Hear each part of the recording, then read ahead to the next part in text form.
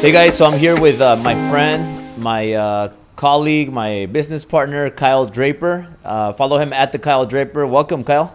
Really proud. Thanks for having me, brother. We forgot our gloves today. Oh, shit. But I don't want to give it too much attention. But I'm here because I'm really excited about Kyle. Actually, Kyle is, I think this is the year that you're going to hit 1 million. I think so, yeah. Because you're already like a quarter in, you are almost at a quarter. Yeah. Million. Yeah. And you have 3 more quarters to go, and you're just like getting started right now. You're heating up. Well, and we're ramping up big time with the opportunity right Yeah. now. So I want to get into all that, but before that, can you share with everybody who Kyle Draper is and what's your story? Cool. My name is Kyle Draper, and I run the Serene team at Ambiance Realty.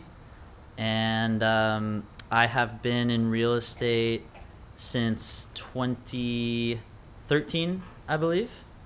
And my background is I grew up in LA, and I was always really competitive, played a lot of sports, was competitive in the classroom, always wanted to just, kind of be my best version of myself. And I was also very into music. Music was really my passion, and I was in bands growing up. And then I went to college, and I went to UCLA, which had a great time there. And I got really into recording at the time. And I thought that was what my life's, the direction that I was going to go down. And so I was interning at the studio, becoming this guy's like right-hand man, learning a lot about recording. But then I just had this big shift, really, that happened my senior year, where I realized that maybe me being the music producer isn't really what I'm meant to be doing, because I love music and I play a lot of instruments, but I wasn't formally trained in music theory, and I saw my mentor at the time, he was, and so I felt that I had a little bit of a handicap there with how far I could go, which it turns out isn't true at all, but that's where my mind was at the time. And so I shifted gears big time, and I pivoted and thought that I should be an entertainment lawyer. And so I just recommitted myself to that. I graduated, I studied for the LSAT, took a year doing it, got into my number one school, which was USC Law. And quick little story about that. This is really when I learned that the power of just being social and being a good communicator. So there's this night that it was like admitted Bruin students who got into the USC Law program. And so it was me and maybe 20 other kids, and the dean was there, like all the faculty were there, and it was this networking night. And I hadn't yet received a scholarship from them. Now I was going to go there no matter what, because it was my number one school. I wanted to stay in LA. It was great for entertainment, which is what I wanted to work on. But I really wanted a scholarship. And so I was just shining at this networking night, just really outperforming my other peers there, kind of being the center of attention. And it was funny because I could tell that like the dean of admissions was like, ooh, we really like Kyle. And he kind of pulls me aside at one point, and he says like, so have you decided if you're going to accept and come to USC or not? And I said, well, I'm still waiting on my scholarship offer from you guys. Now, my friends had already gotten theirs weeks ago, so I kind of thought like I just wasn't going to get one. So I tell him, I'm going to law school ultimately to make money, and if I come out of law school with a lot of debt, that's not going to be great. And these other schools have offered me big scholarships, and it's true, they were lower tier schools, but I was offered big scholarships. And so I said, it's really going to come down to whatever scholarship offer you guys have for me. And so I'm the last person to leave the dean's house that night, shaking everybody's hand. And then I get a call the next morning at 10 in the morning. It's the dean of admissions. He says, Kyle, I just got out of an emergency meeting to move around funds, and we can offer you $60K scholarship. And I was like, oh, wow. I wrote you a check for more than that. you did write me a check for more than that. You did, yeah.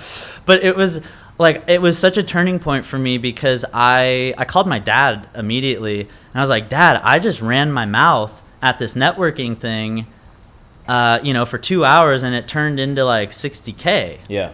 That's pretty good. And it was kind of that moment that I realized that I excel in social situations, in like connecting with people quickly. At the time, I didn't think sales, but in hindsight, it's like, oh, like sales, 100%, that's what I should be doing. But fast forward a little bit, it's 2 weeks before school is supposed to start. And at the time I was working in a law firm, and I just had this epiphany that I did not want to be a lawyer. I just didn't want to do it. And my logic was, I don't care who my clients are, because again, I was going to be an entertainment lawyer, so I was still going to work with musicians. I don't care who my clients are if the work I'm going to be doing isn't what I'm passionate about. And so, entertainment law is a lot of just contracts, intellectual property type stuff, which is fine, but it just wasn't close enough to, the music, which is what I was really passionate about at the time. So I sit my mom and dad down at the dinner table, and I say, guys, I'm not going to law school. And they took it pretty well. My dad's a lawyer, and even he took it very well. And my mom, she was a realtor at the time. And what she said is, Kyle, why don't you study for your real estate exam? Just get your license. Then I can throw you on a few of my deals. And so you could have a little bit of income while you're figuring out how the hell you're going to make money in music. So that's really how I got into real estate. I just backed into it that way. And it turned out to just be the best thing that ever could have happened, because that is my number one passion now. And I love it so much. I love how every day is different. Every property is different. Every client is a different story. Yeah. I love the adaptability that we have to have with it. So, that's kind of now your mom and your dad being a lawyer, your mom being a realtor. Was your mom like a top earner, money making realtor? Nope. No. Was your dad like a really, really like rich lawyer that made a lot of money? And he opened up his own practice straight out of law school and just was pretty successful. So he was very successful being a lawyer. Yeah. But you just didn't like it, and then your mom got you into real estate, where your mom wasn't really that good, and then you turned out correct. Like what made you like just become like this big time realtor that helps a lot of people and not only that, and then you also got into big deals, because we have a lot of agents at Ambiance, but you're the one that has broken into that high end market. Sure. And most people are kind of timid or scared to go in there, because they feel like, well, I'm very comfortable doing my $200,000, $300,000, $400,000, $500,000 deals that I sell. And if I get into like $1 million transactions, or even close to $1 million or more, it's like very scary for most agents. But you just how long did it take you to learn from your mom the basics, and then you just take off and become the realtor that you become? So I learned from my mom the transactional stuff and how to treat clients. She was not good at the sales element of it. And in real estate, this is really a sales job. We sell our service, but if you're not viewing this as a sales job, you're not going to do very well. So she would be a little timid to go out and get business. She would just let the business trickle to her. She was phenomenal at servicing it. And again, that's like, I gained a lot from her there. But it really just came down to me being so hungry and wanting it all. I mean, I would watch, right as I was a new agent, I would watch $1 Million Listing all the time, and just seeing like those big properties. Who was your favorite agent from that show? I don't know. I mean, I like Josh Altman a lot. Yeah, he's cool. And just watching him like court his wife, and now they have a fan. It's just like getting to see their whole kind of story has been cool. Have you met him? not in person yet. Okay. No. Yeah. Do you know him? Yeah. Yeah. I mean, not we're not close or nothing like that, but I know him. I'm thinking about it. We'll hang out one of these days. Excellent. Yeah. There was this one moment with my mom that was where I kind of knew that we just viewed like sales a bit differently. Because right when I got my license, like I was saying, we were partners. Yeah. And she got into real estate once my sister and I were kind of at the age where, you know, my mom was a stay-at-home mom. And then when my sister and I no longer really needed like mommy all the time, then she was figuring out what she wanted to do. She got into real estate then. So it was a little later, and like she didn't have that same hunger that I had, and my dad was financially kind of providing. So it was less of a like do or die, I need business, where for me, I was in my early 20s and I was like, I want it all. And I was in real estate to fund my music stuff. So my why then was I have all these big music ambitions. I wanted to build a recording studio, which, you know, my first few commissions went towards building that. Then I started a record label, all this stuff. So I wanted it all. And I knew that in sales, you need to become numb to rejection. It's about numbers, and you're going to get rejected a lot, and you can't let that slow you down. And so she and I are door knocking this one day in the neighborhood. We grew up in Woodland Hills. And we knock on the door. This woman opens up and is just so mad at us. She cusses us out, like slams the door in our face. And I remembered from the training I was in at the time that like when that happens to you, that's validation that you're out doing what you got to do to get business. And so I just made a note, like only mail to this address, like maybe don't door knock in the future. And I'm walking to the next property, and I turn around and my mom is standing there just like crippled with sadness and anxiety, and she's like starting to tear up, and I'm like, Mom, like we got to go to the next door. She's like, that woman was so rude to us, she was so mean, like why did she do that? I'm like, because we're soliciting. You know, and it's like that's what we're doing. We knocked on the door, we asked for business, and she wasn't happy about it, and that just comes with the territory. And we had to stop door knocking.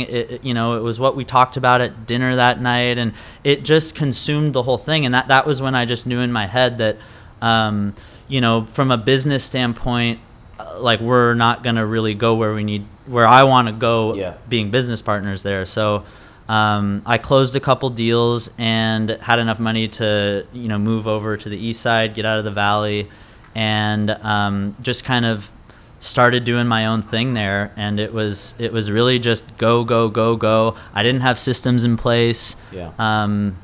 But I was so motivated to make money to fund music that it was just kind of working to a degree. So Kyle, two things that stick out. Your drive was funding for your music, right? Yeah. So that was what kept you like, I got to make money because like this thing, I have to fund it, I have to grow it, and that kept you like on the edge. Totally. But then, like for people that might be watching this that are like knocking, because 99% of the people, I always use a 99 to 1% rule. Because 1% are like the people that actually go out there and execute and get results. Right. And 99% just talk and they try and they don't do anything. And then those are the people that you just mentioned right now. And for you, it was your mom. For me, it was my parents. My parents they just had limited beliefs, and they are great people. They took care of me. They raised me. They protected me. But my dad told me that Ferraris in Beverly Hills weren't for people like us, because we're just considered poor middle class, max middle class, and we're not supposed to do anything great. We're just supposed to be average. And that's just the mindset that I grew up like a Latino. But 99% of people, they're like that. They'll go out there and they'll door knock, or they'll call, they'll try it, and then they get enough rejection. To some people it could be a couple times, to some people it might be a day or two or a week, and then they quit because they just can't take rejection. Right. And like you, like when you're good at sales, you're good at anything. Like you've had top line women in your life. So like when you're good at sales, right? You're just confident, and you could, everything in life is sales, I believe. Do you agree with that? I totally agree. So like if you could get the hottest girl, you're gonna sell the most expensive home, and it's just because you know that you're gonna get rejected along the way, but it's a numbers game. Right. So why do most people, like for agents right now, realtors that need your help, why do 9 out of 10 realtors stop and quit after a week, a month, or a year, but you just kept going and you just stuck to it? You didn't quit, and now you are like the Kyle that you are. Like you're this year, for sure. Like I have no doubt you're gonna break $1 billion. I mean, not $1 billion. $1 billion. I'm getting a little bit too excited right there, but hey, I mean, you have all the potential to become a billionaire. Sure. However, and I want that. This year you're gonna break $1 million for sure. So and you're on track to that. Sure. Like you're $250,000 in the first quarter of the year. And I mean, not to mention, like, one check was like 60 something thousand. I forget what it was. Yeah. But you repeated it again last week. You got also 2 big checks. You got another check today. Like, what's the difference between quitting when they reject you and just keep going? Sure. I mean, you just got to have faith in the process, really. I think so many agents, especially new ones, they expect to be making money immediately. And this business takes time. You really are planting seeds, and it's so hard when you're just getting started. It's so hard to have faith that, committing to door knocking, committing to your online, lead generating campaign. You see the fruits of that labor so far down the road. So I read the $1 million, whatever what's Gary Keller's big one? The $1 million or listing. $1 million agent? $1 million agent. Yeah. Where it was just so systematic. It was like, if you touch your sphere this amount of times in this way, you get these results. And so I think discipline a lot of people lack. They'll commit to a campaign for a few weeks, but then just when the results aren't coming in immediately, they walk away from it. So I studied a lot of really successful realtors, a lot of successful business people, and their stories are all very similar in that you just have to have that blind faith and conviction and just go. Yeah. And yeah, for me, the second that a trainer told me rejection is a part of this, pat yourself on the back when you get that door slammed in your face.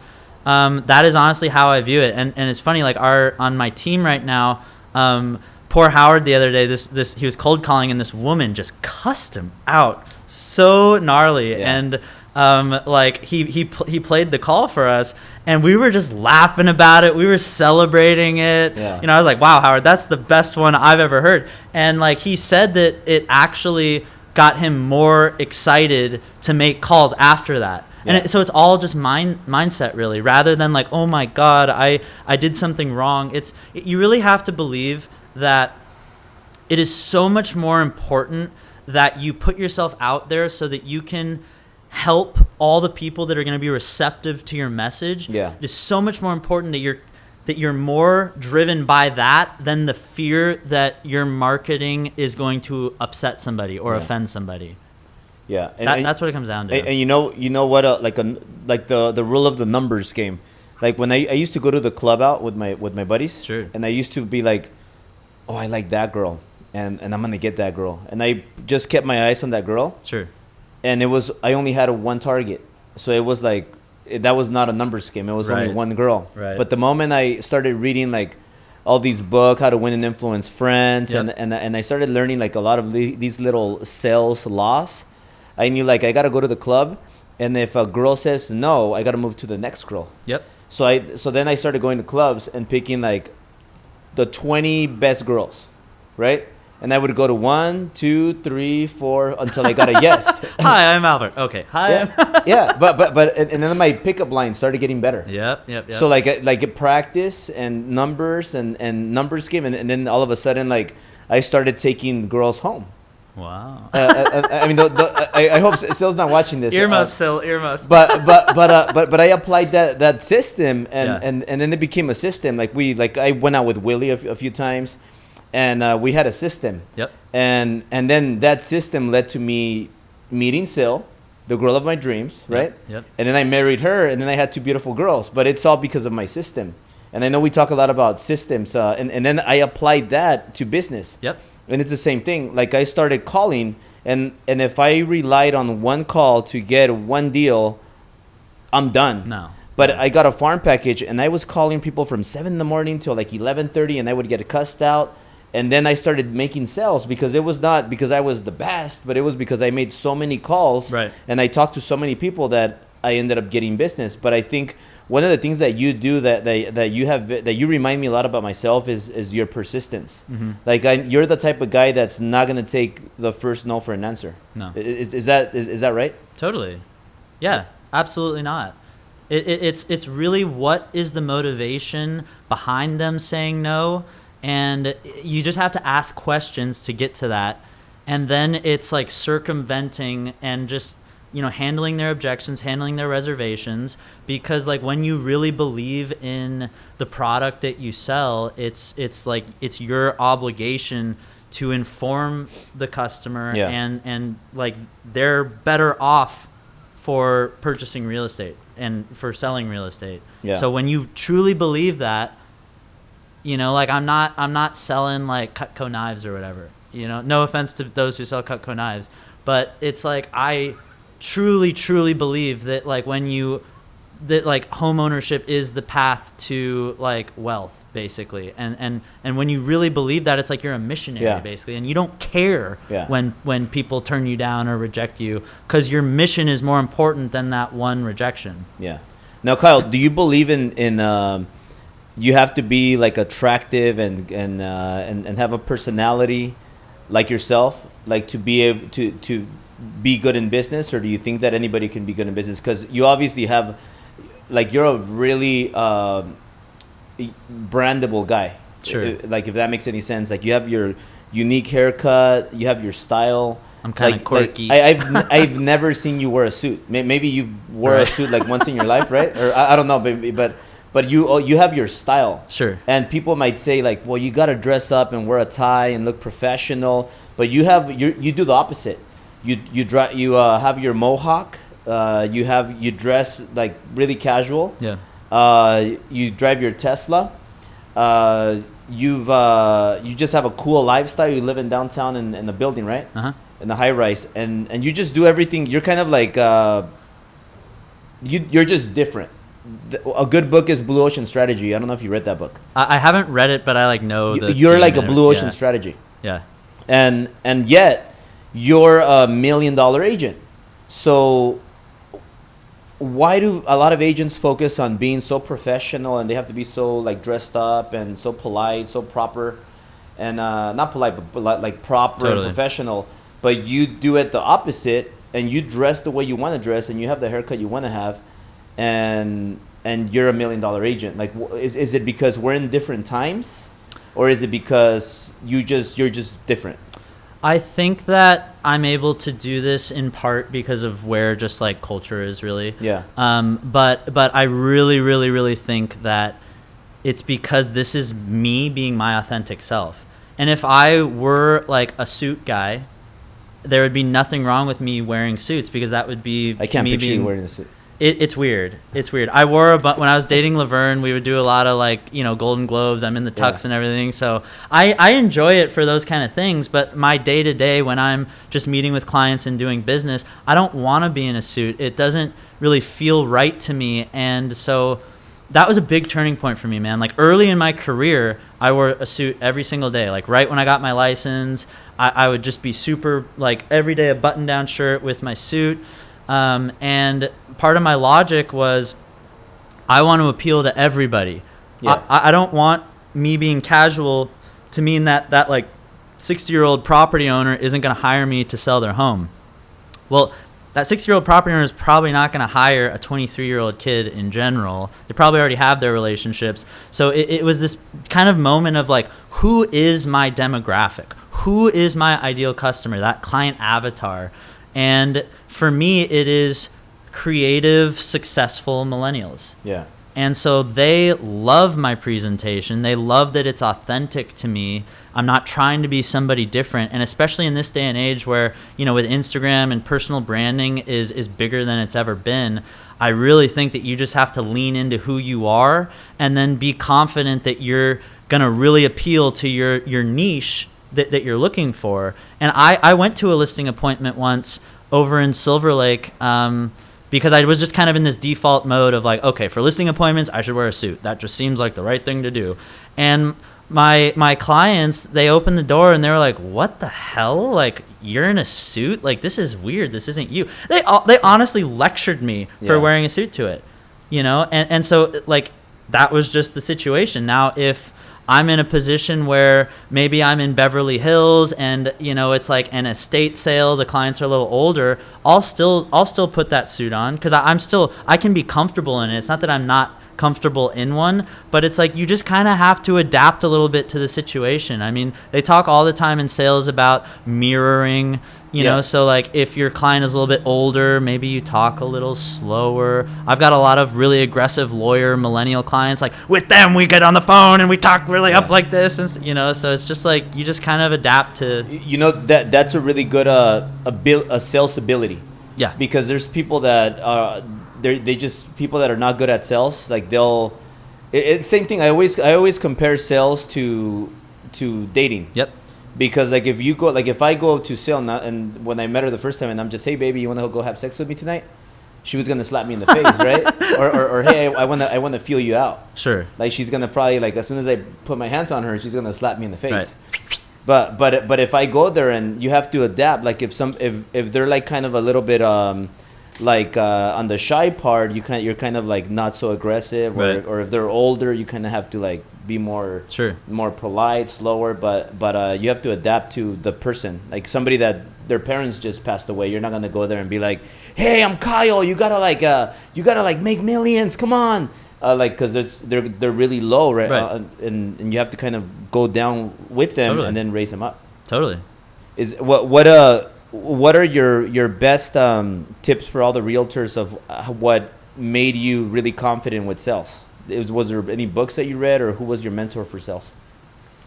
Yeah, books, man. I read so many books right out of college. Grant Cardone, you know, 10X, Sell or Be Sold, those were really, really, really big. And his whole thing is like, it is my duty to succeed. You know, that mindset of just like, you know, I could just like try to do some business, and especially in real estate, like, you know, I've already made enough money this year where it's like I can live off that. I can pay my rent for the rest of the year. I can eat out and have nice things, but it's like that's not enough. Like, it is my duty to succeed and be the biggest version of myself. And so yeah, books were huge, man. Rich Dad Poor Dad. Robert Kiyosaki, he talks about this actually in that book. He says that one of the first jobs he had when he was younger was he sold I think it was copy machines. Yeah. And he started out terrible at it, but then just, you know, all these problems that we're talking about, like rejection would affect him too much, and he just got good at sales. And what he says is that like the best thing you could do, no matter what you want to do in business, is to start in sales, because you become numb to rejection and you understand how to sell. And it doesn't matter what your product is. You don't have a business until you sell that product. Yeah. So those were really, really, really big ones for me. And then, you know, joining your company, like your mentorship, you've pushed like so hard on the marketing side of things. So you know, that's why I joined. I was like, I want Albert as my mentor. Yeah. You know, so let's talk about that a little bit before I want to ask you about like your dating life and Laverne, and I know you had an amazing relationship with her, but before that, I remember you emailed me. And you sent me like a short email, and it was just like, my name is Kyle Draper. I made $250,000, and maybe it was more. It was more. Did you say, was it 300 or 400 or something like that? I think I was like, I made about like 400 plus this year. Yeah. So you sent me an email, and you're like, I make X amount of money, but it was a big number, and then you tell me I closed X amount of deals. Pretty much, you send me an email, like short email, like I'm a badass, and I want to meet with you. I don't want to meet with your assistants or your first interviewer. Like, I want to meet with you. And then you go in there, and I have you take the DISC test, and you're like, I'm not taking it. I already took it. Right. And then you were, and I'm like, who's this cocky guy with a mohawk? Like so then I walk in there and I meet you, and it was kind of like, because you have a strong personality. So do I, and we talk. We have a good conversation, and I think it was kind of like in the beginning. It's like two lions, like in a cage. Yeah. And then we kind of understood each other. It turned out great, and then at the end we were like hugging and high fiving, and you're like, yeah, you know what? I really I want to join, but I'm gonna think about it. And then it just didn't happen right away. It took. How many months did it take? It was a while, man. I even joined another company in the middle. and then you come back and you join. Yeah. And then you're like on fire. And then you have a moment where you had like I think it was like 2 months that you kind of like maybe a quarter, 3 months. Yeah. That you were kind of down and you didn't really produce as right. to your potential. And then we have a conversation down here. Yep. And you tell me something. I'm like, Kyle, you're better than this. You got to eliminate some distractions or something that's kind of like maybe something's taking your energy. And it was like we talked about your record label. Mm-hmm. And then months later, you tell me, you know what, I just stopped the record label and I focused on one thing. Yeah. On my one thing, and I focused on real estate. And then you just started like killing it. And like how was that experience? Like or talk back on like from when you met me in that first interview to like then you joined later and then you just exploded. Sure. Well, I'll first start with like how I even heard about who Albert Preciado is. So I was at 10X2 and I was I like met this guy and we were just getting a drink, networking after, and he was like, yo, like, check this out. Albert Preciado, like, drove me around in his Rolls Royce. And he was showing me all these pictures. And I'm like, who the fuck is Albert Preciado? And, like, why is it, like, significant that, like, you're in his Rolls Royce? And so I followed you after that. And I was like, oh, shit. Like, you know, like I said earlier, Grant Cardone was a big influence on me. You had a relationship with Grant. So I was like, that's super cool. And then what I really appreciated about your Instagram was that you were this motivational like business leader, and I was like just deep following all those guys. But you were real estate and like really just talked about real estate. And I was like, whoa, like this is so cool. You had on your board, you're breaking down your like first triplex you invested in and how you made all that money, how you went in with hardly anything. And you were communicating in a way that made so much sense to like the general public. Yeah. And it's so easy for people in real estate to just throw jargon around and talk in a way that people don't understand. And I was like, this guy, I have a lot to learn from him. Yeah. And so I started following you.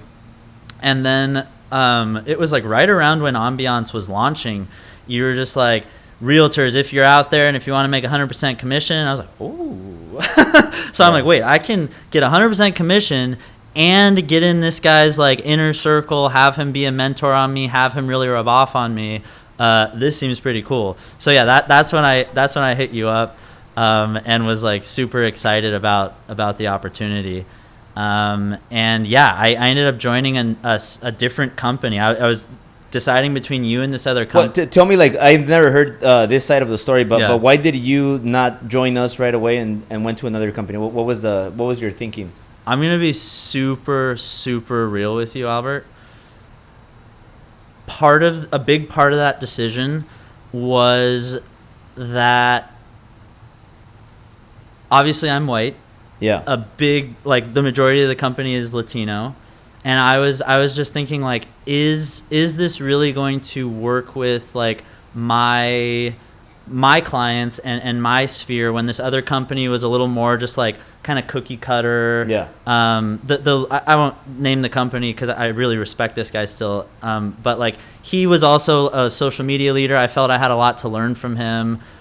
He was kind of talking about maybe putting me on like a reality show with him. So that was all interesting. But I joined his company and you were still inviting me to some of the like closer meetings at this building. And I was following everybody in the company on social media. Like if you look at you know how the stories kind of rank them by like who you watch the most? Everybody's story that I was watching was like yours and then people in the company, like the top performers in the company. And I just had this moment where I'm like, what the hell am I doing? Like this is like the environment I want to be a part of. And I am so much more inspired and so much more motivated by both you and then like really a lot of the people in the company, like guys like Andy, guys like Mike and Eli, guys like JJ. Like I get so much motivation and value every time I interact with them, every time I see what they're doing on social media. And I just had this realization where I was like, look, like it's really stupid that I had that was like a thought of mine when like I know the value I'm getting. Like I'm a better person, I'm more driven with this company. And so that was really what it came down to. Awesome, Kyle. So a lot of information right there. But I like it that you're honest and you're like you share the stuff, because maybe somebody's watching this and they're like, you know what, maybe ambiance is not my fit, but maybe it is. But they just think it's not, because they think, oh, you know what, I have to go to Keller Williams, or I have to go to these Coldwell Bankers, or these companies like that. You're not gonna learn how to be an agent in this day and age at those companies. Like, you market better than anyone in real estate, and I knew that I wanted to really like continue to build my social media. I wanted to lean much more heavy on video. And there's really just like this is the place for that. Yeah. And Kyle, what happened? How was the whole thing when you just decided to go all in real estate and focus just on real estate? Because I think that's one thing that stops a lot of realtors, because they make a little bit of money, sure, and they're like, oh, let me start a second business, let me start a third business, when they haven't really like made $1 million in real estate, or got to their at least close to their potential in real estate. Yeah. Before they try to do a second or third other business. Like, what's your input on that? Because you obviously it worked very well for you. Like, once you started sticking to real estate. Yeah, I mean, if you're a realtor, you probably are just an entrepreneur in general, and entrepreneurs have shiny object syndrome, and I know that I have that worse than almost anybody. Yeah. You know, I've considered just about every single way you can get rich, and like seriously pursuing it. And when I was younger, there was this kind of, I just really thought that I could run a really successful record label and also run a real estate team at the same time. And it's just naive to think that you're going to be able to execute two different worlds at that high a level. Yeah. You know, people would always ask me like, how do you do it? And I was doing well in real estate, but not anywhere near my potential. And the record label, especially as I continued to make more money in real estate, I then just spent more money on the record label, and the projects were not growing anywhere near the rate that they needed to really justify what I was spending. And so my big kind of like tipping point with realizing that I just need to focus on one thing, like what I'm currently doing is not working whatsoever. Yeah. It was, I was meeting with my CPA, we were doing my 2018 taxes, and I had made my real estate 1099s that year was $430,000, and I claimed, I forget what it was, but it was maybe like $50,000, because I took like hundreds of thousands of losses on, you know, the record label. I was growing, doing all this stuff. And he ended our meeting with saying, Kyle, normally when I have my meetings with clients, like, you know, we shake hands at the end of this, I look him in the eye and I say, sleep soundly, you're not going to get audited. He was like, you're going to get audited. Like, this makes no sense on paper. The government is not going to believe that you make all this money here and then that this record label is real, and you're like, no sane person would be comfortable losing this amount of money.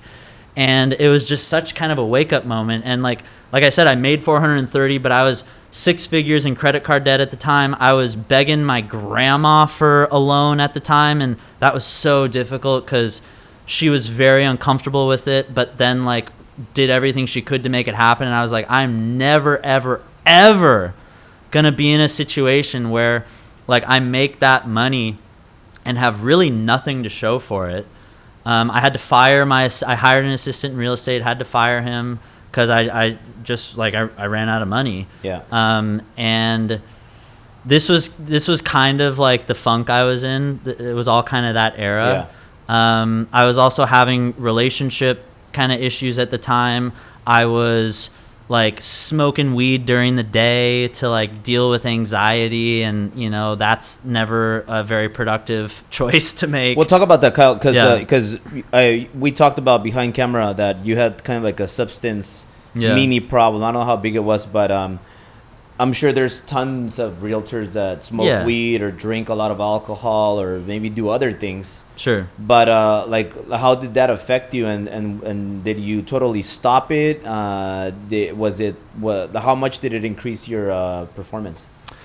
So I was not able at that time. I wasn't able to really control my consumption with it. I've smoked weed, ever since senior year of high school. But at that stage of my life, top of 2019, I was just very anxious about so much. I knew that basically the last 7 years of committing to this record label, I knew I was like pivoting from that. Yeah. And emotionally, that was a lot on me. I mean, the conversations I had with the artists were really emotional, and those wounds are still really fresh, actually. And so there was that. Like I said, my relationship, I was in a place where I was just like starting to have my doubts about it. And so I just had all this anxiety, and I was like self-medicating with just if I had weed, I would just smoke it, basically, rather than having it be the kind of thing where once I'm done at the night, I'm doing my little nightcap. Like, that's very different than what I was doing, where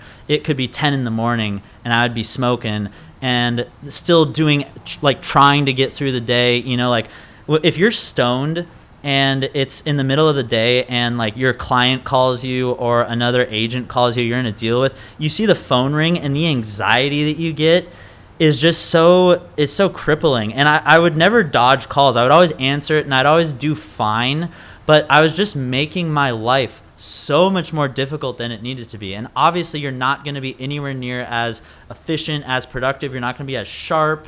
You're not going to know the right things to say. You're going to not anticipate problems. So I was really just in a rut with it.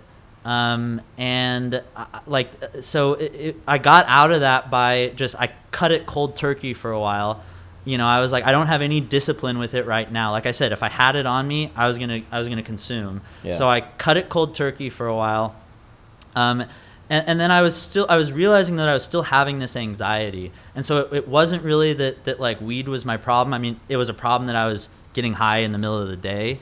But the bigger problem was I needed to pivot from the record label, and I needed to pivot in the relationship I was in.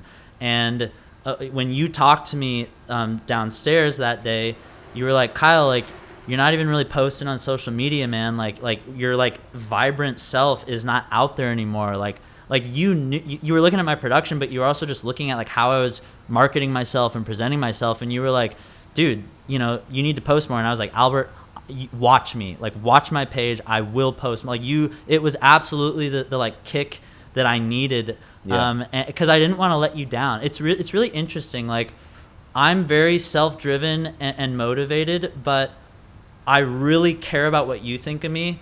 And like the culture here with, like the little competitions that we have and, the trips and all that stuff, I need that. And that's a big part of why I like it here. At the old company I was at, they thought it was a good idea to stop ranking everyone's production because they didn't want the agents who weren't producing to have their feelings hurt. And it's like, what kind of strategy is that, where you're catering to your lowest producers rather than catering to your top producers? And so, yeah, like just the culture here, it's like I just want to win. I want to just do well. I want to perform well. Yeah. And so that was the kick in how important to you is it to be number one? I'm so competitive. Yeah. I mean, I'm not ever gonna be a dick to anybody. Will you ever be happy being number two? No. I want to be number one. But here's the thing. It's like, wanting that doesn't mean that the people that you're competing with for number one, that doesn't mean that they're your enemies. Mm-hmm. In fact, they're the people that I'm closest with in the company. Yeah. And that's what I love about it. It's like, it's not this cutthroat, like, zero sum game. It's like we all win as we all grow together. Yeah. But I want to be number one. Really bad. So Kyle, let's jump into your relationship. You had a famous relationship with Laverne Cox. I did. And I met her a lot of times. Yeah. She came to our parties and everything. And she's amazing. She is amazing. And you guys were together for how long? 2 years. 2 years. Yep. Like, how impactful was that in your life? Did it change you? Did it make you better? Did you learn from it? if you could send a message out to Laverne today, like what would it be? Like I'm just kind of Sure. curious. I mean, it was an amazing relationship, and it absolutely did change my life. You know, for a lot of reasons. I mean, for those who don't know who Laverne Cox is, she is a trans actress, and so just like I identify as straight, and a lot of people are like, well, how does that work if you're dating a trans woman? Well, you can think whatever you want. I identify as straight, like I was dating a trans woman, so to me, that still is straight. I don't know. Again, we can debate that all day, but it was very interesting because I was putting myself out there, being very comfortable with that. And she's a celebrity, so there were a lot of eyes on us, and it was like our relationship meant a lot to a lot of people because it just kind of showed that there is hope. Like a lot of trans people think, oh, you know, a like straight cis dude, like they're not gonna fall for me, but so that was really, really cool to get some of these messages. I would get messages from like trans teenagers saying, oh my God, seeing your relationship, it gives me hope that I can find love. Like that means so much to me. And so it was amazing. And she's a very, very she's worked so much on herself. So I learned a lot just about personal development, about mindset from her. And it was an awesome relationship. And it really kind of taught me a lot about like, you know, because she carries herself a certain way. I learned a lot of that from her. My Instagram went from, I think like I had 1,200 people to now like 24,000. Yeah, or so. yeah.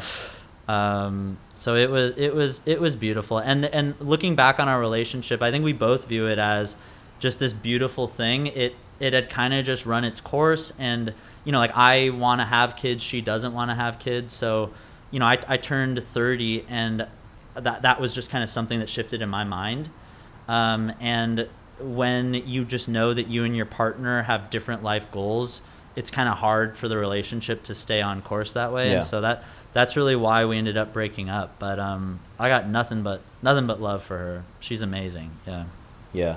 So you talk about kids. How many kids do you want to have? And why do you want to have kids? Do you ever see Italia and Berlin and I see them all the time on Instagram. But when do you want to have kids and do you want to have a girl, a boy, or how important is that? It's so funny because like when I was in my 20s, I was like, I don't want to have kids, and then I was like, okay, if I have kids, I'll be like in my like mid 40s, and now I am very much ready. Like you know, I would have kids like in a year basically if all the circumstances were right. I just feel like I'm at a point, and I think a lot of it too was focusing just on real estate, because when I was running my record label, that was the only reason why it worked actually, for me to spend all that money as like pretty recklessly as I was, because I didn't have any obligation other than myself at the time.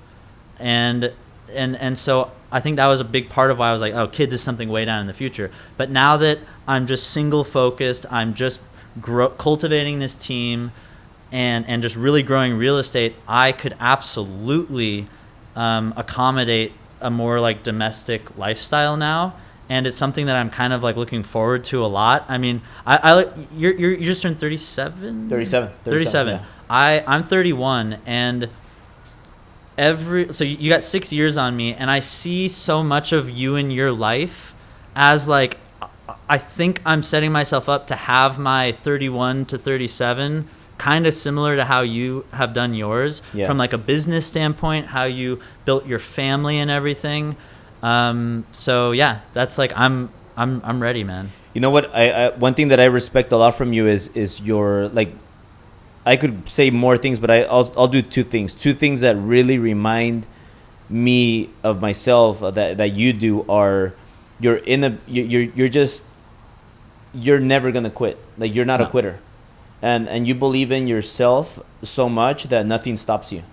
And I know that this year you're gonna make $1 million no matter what, but you weren't counting on the crisis that all of a sudden just popped up. Right. And now it's stopping 99% of the realtors. They're like at home and they're worried and they're like, what am I gonna do? Am I gonna be able to go out like a month from now, 6 months from now? What if it's longer than that? What am I gonna do? Prices are dipping. Sellers are panicking, and buyers don't want to buy. It's impossible, and yet you keep your head up, and you're so like positive, and you're like, well, you know what? I'm gonna go all out, and I'm gonna spend more money in marketing. Oh yeah. And then I had a conversation with you last time, and I told you, hey, Kyle, just make sure you have some cash stacked, just a little bit. Just have it stacked, just in case you need some cash. Be prepared for worst case scenario. And you told me something that very few people can say. You're like, oh, Albert, I have like money bundled up in multiple different accounts. I'm good. I have some cash too, but I'm gonna go get a little bit of cash from different places, but I'm good. And then you say, you know what? I'm gonna go out there and I'm gonna spend that cash on marketing right now, because marketing right now is cheaper, and people are not spending. So if you right now, when people are contracting, you go all out, like you're just gonna, I see you like in the next 6 months exploding. Oh yeah. And people are gonna be scared of you. We have about 10 more minutes to end this. What do you like? What are you gonna do? What are your next, like Patrick says? What are your next 5 big moves that you're gonna do for 2020 to ensure that you do make $1 million and break $1 million comfortably, even in times that people are contracting and people are not allowed to be out in the streets? What are you gonna do? Like, and that message, I'm sure it's gonna help a lot of agents that are watching this right now. Yeah, you just have to understand that this is opportunity. Because look at Redfin. They just furloughed such a big percentage of their agents. So those are people that are out of work right now, basically. All those clients, like if we do a good job and if we are more vocal than ever, if we are in a position where we feel confident to lead, like now more than ever, you need to be a leader. And so to be a leader, you need to be really educated on your subject, because you have to be able to speak confidently, and you just need to be positive right now. So many people are just freaking out and they want to bury their head in the sand. And I'm just so excited, really, because I see that happening, and I know that my mind is just on the complete opposite direction. It, like, doing deals right now is a little bit trickier, but you can absolutely get them done still. Yeah. And so it's just a matter of, like, my message right now is, like, buyers, like, what an opportunity we have. Oh my God, our team's putting deals together at $100,000 under what it would have been pre-coronavirus. So it is just broadcasting that, making it clear that this is such an exciting moment, really. Yeah. Like, is it going to be different? Are there virtual, has things shifted virtual? Of course, but we can transact, and everyone's on social media right now because everyone's sitting at home, and our competitors are not spending their ad dollars anymore. So there's more eyeballs and it costs less. You better believe we increased our digital marketing like big time, and just the leads right now are just funneling in. It's just crazy. And when you know how to talk about it, it hasn't been difficult at all for me. And I genuinely believe that, like, buying real estate right now is a great idea. I genuinely believe that. And so the conversations I'm having, like, I'm just basically preaching the gospel, and we're just like stacking it up, basically. Like, the middle of this year is just going to be crazy. And to me, that is so exciting. And the timing of all this couldn't have been better, with me building my team like at the top of this year, so that we're in a position to accommodate this bigger workload, and to really facilitate all this business. And that's a big part of it. Is, and I know this is your big message too. It's like you went from the mortgage guy to the mortgage guys, and my team, Serene team, was really like Kyle, and now it's a proper team, and I can leverage like human capital now, and that's how you grow a business. Like, oh my! And then you have a huge passion for your team. Like I could tell that you take care of your team, you love your team, and you'll like go to war for your team. 100%. Which is big. And Patrick told me this once. Patrick Bet-David, for those of you that don't know him, he told me Mortgage Guy is a $10 million company, but Mortgage Guys like Willie, like like everybody that's part of the Mortgage Guys, Mortgage Girls, Patty and Nana, and all the team that we have. Right, so Mortgage Guys makes it a $1 billion company, as opposed to one Mortgage Guy is like a $10 million max. Right, and you're doing the same thing, same philosophy. Like, it's a team. Right. Like you're as strong as your whole team. And for those of you that are watching this, I mean, we're talking right now to a guy that seriously, like he got 3 checks for last week, I think, and I'm not talking about like $5,000 checks. I'm talking about 30,000 plus checks, 3 of them, and some guy that's saying he has multiple bank accounts. I'm not saying that it's the truth, and he has like he's doing well, and he's going all out right now in marketing. You're not scared of spending money on marketing, right? Like, No. Can you share maybe like what's like a typical spend that you do on marketing, like maybe a week or in a week? I think monthly. I would know monthly better. I'm paying about like $4,000 a month right now, and like easily could like be up in that too, especially as the team grows. Yeah. Like scared money doesn't make money. Yeah. You know, like. And you bought you buy expensive equipment too, though. So that's part of marketing. How much was that camera? Like $3,200. Yeah. Like the second that the quarantine order came into place, I was on the phone with Matterport sales buying a camera for us, because it really is just an exciting opportunity. And like, things are different with COVID-19, but it doesn't mean that like we just have to roll over and say, oh, woe is us, you know, it's so hard to transact right now. No, it's not. It's just different.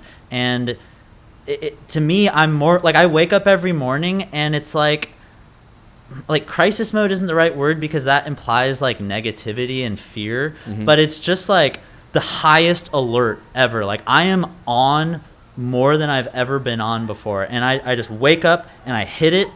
We have our team meeting on Zoom now. I do my training, we practice our scripts, and then it is just lead generate.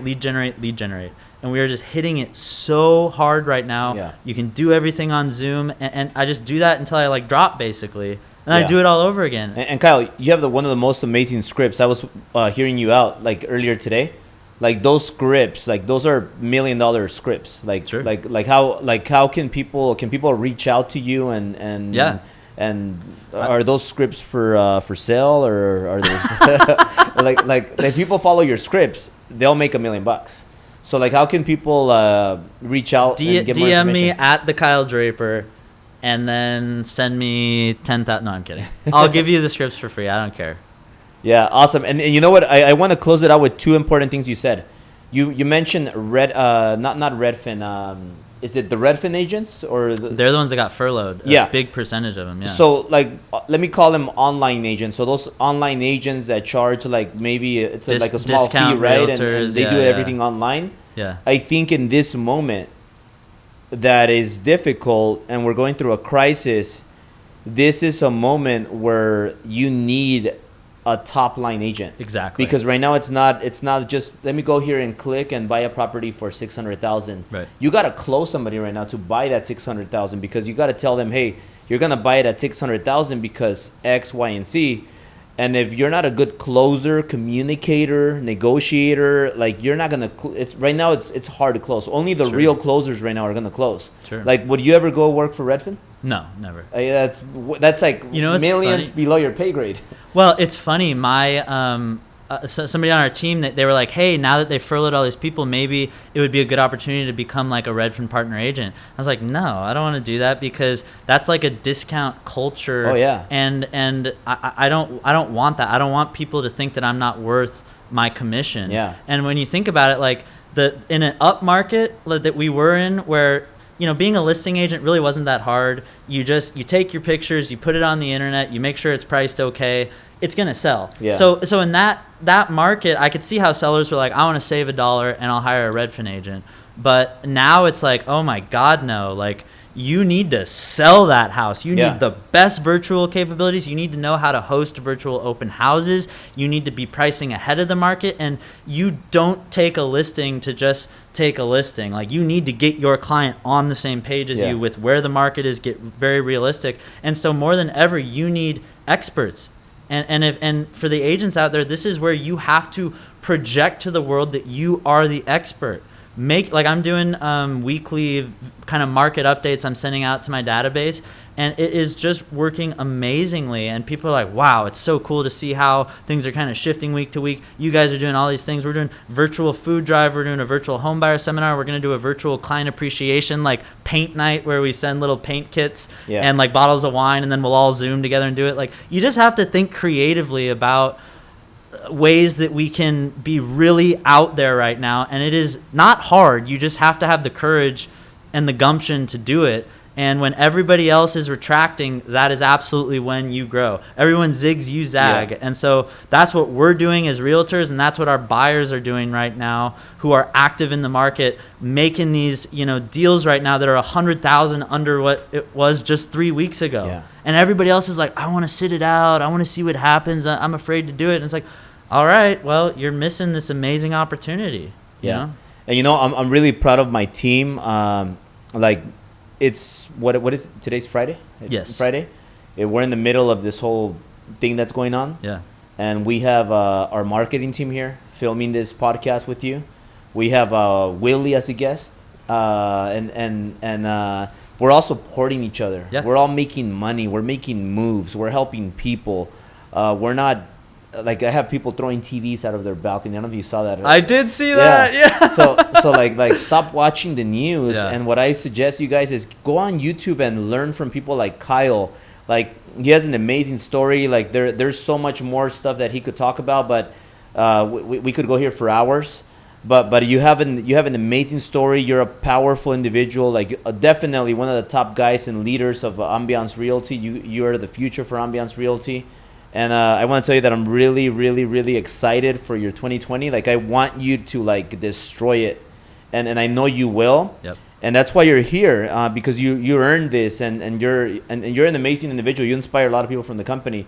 So one thing that you made very, very clear is you have to be right now a top-notch agent, closer, enroller, communicator. You got to give hope to your people. You got to make them feel comfortable. Right now is not a time to be an average agent or to be a Redfin agent.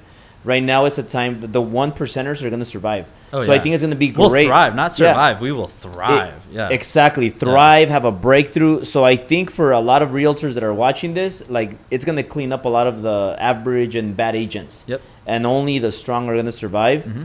So, like, what are your biggest what message do you want to give out to the people, and what do you want to close it out with as to what does Kyle Draper stand for in 2020, and what's your message for the world right now?